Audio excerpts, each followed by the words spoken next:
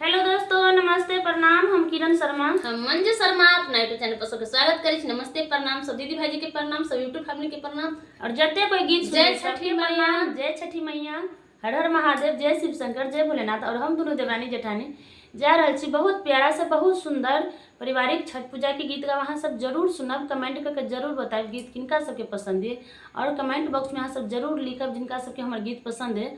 जरूर शेयर करब, लाइक करब, कमेंट करब। अहाँ सब भूलब नहीं प्यार आशीर्वाद देबऽ के। और बहुत सुंदर गीत गाबे जा रही छी हम सब, अहाँ सब जरूर सुनब, लास्ट तक गीत के जरूर सुनब।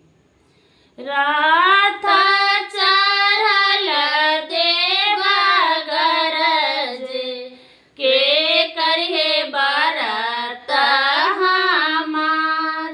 रात चढ़ल देवा गरज के करहे बारात हमार।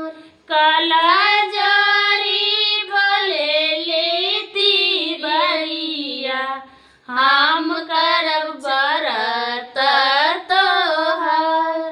काला जोरी बोले लेती बरिया, हम करब बरत तोहार। दुआरा पगली सल स्वामी, सुन स्वामी अरज हमार। दुआरा पगली सल स्वामी, सुन स्वामी अरज हमार।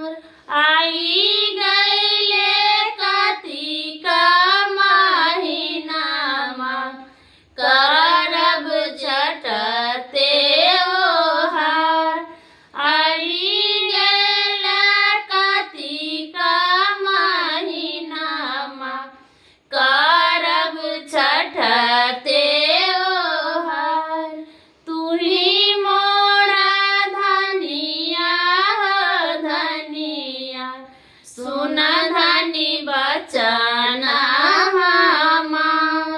तू ही मोरा धनिया हो धनिया, सुन धनी बचन हमार।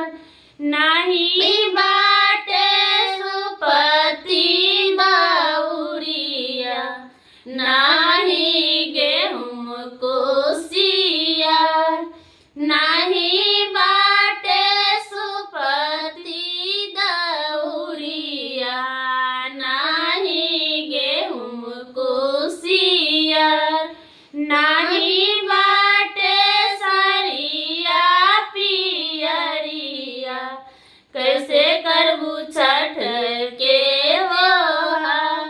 नहीं बाटे सरिया पियरिया, कैसे करबू छठ त्योहार। कठिन बाटे देव के बरतिया, कैसे करबू छठ त्योहार। कठिन बाटे देव के बरतिया, कैसे करबू छठ त्योहार। आता बेबचन सुनती बरिया, देलक स्वामी समझाय। आता बेबचन सुनती बरिया, देलक स्वामी समझाय।